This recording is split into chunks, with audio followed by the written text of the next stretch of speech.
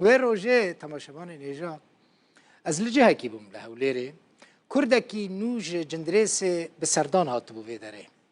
Dema ez dîtim çavên wî tijî hêztir bûn, ez hembêz kirim. Gewriya wî tijî girî bû bi rastî. Got mala we ava be, hûn mecbîr nakin, em bi xêra rûdawê dizanin li Efrînê çi dibe, çi nabe. Dema dibe bultena Rojava dibêje tu kesekî li ser cadeyan li derva nabînî.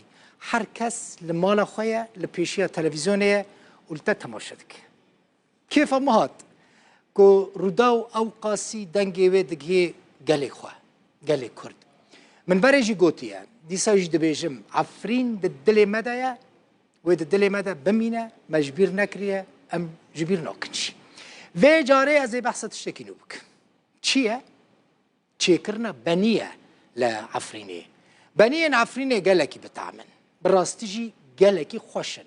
Yên ku beniyên Efrînê tam kiribin dizanibin wê bizanibin çi qas xweş e. Li Efrînê berê gelek malbatan benî çê dikirin. Sucuk hinek jî re dibêjin. Lê niha gelekî kêm bûye. Rûdaw çû mala welatiyekî gundê Kurê, gundekî nahiya Racû ye.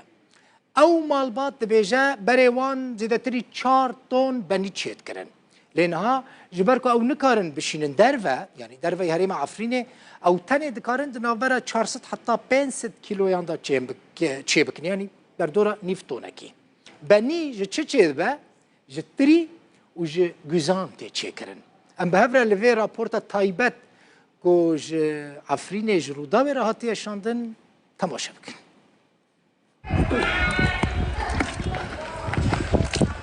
Ev malbata ji gundê Gurê yê nahiyeya Racû ya Efrîna Rojavayê Kurdistanê her sal di vê demê de dest bi çêkirina beniyan dike.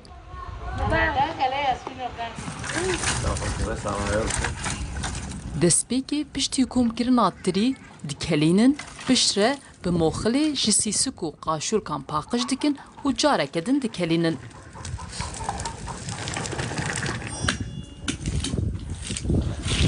Li aliyê din jî jin güza dişkînin û ji qaşûran paqij dikin da ku di çêkirina beniyan de bikarbînin. Em dikelînin işte çov onu gumur sar dikim em gî çay dikin. Madî kelîşûn ev dîdin erdê hilçenîşîn do em wê ovî poklî derdixînin ev dînin dikin helên. Em helî xwe jî dikelînin badî wê jî em dişî xwe çê dikin, dişî jî em dikin tev şerbetê dikin em dikin pelûl. Pelûl xwe dimeyînin poşa emal jî işte teqrîben روی سه نقل ده نقل هم بلیلی خوانو چه دکن هم دو دور کنه تینن گیلی دخن و دبن سر و جارگونو امرای دخن حتی دهر و حتی هفتو که درنو هفتو که شوندو بعد یاو که خبر شوندو بلیلی تمام مالی خست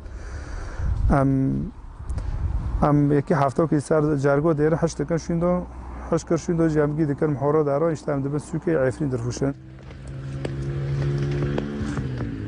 Li gurî vê malbatê wan berê her sal zêdeyî 4 ton benî çê dikirin. Lê niha berhemê wan gelekî kêm bûye. Her sol teqrîben 3 ton 4 ton me çê dikirin. Oko 400 kilo 500 kilo em çê dikin.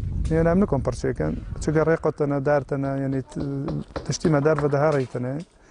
Yani em dixwazin bes hefte esasoy me hindo nebî. Yani em tim yani vo tiştî em çê dikin yani hindo nebû. Ev malbat dibêje berhemê wan ji yê navçeyên dinyên Sûriyê cuda ye. Ew tim madeyeke pîşesaziyê bikarnayînin. Berhemê wan xwezayî ye û ji berhemên çandiniya Efrînê tên çêkirin.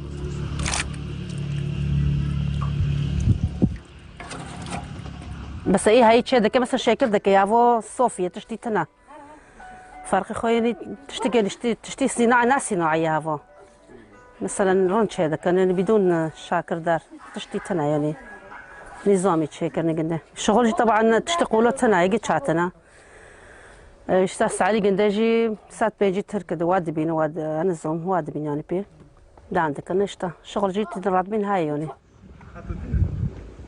Berhemên vê malbatê li bazarên herêma Efrînê tên firotin. Nahiyeya Racû ya Efrînê ji bilî zeytûnan bi çandiniya tirî û gozan jî binavdar e. Salên borî gelek malbatên Efrînî ev kar dikirin. Lê niha tenê çend malbat li wir vî karî dikin.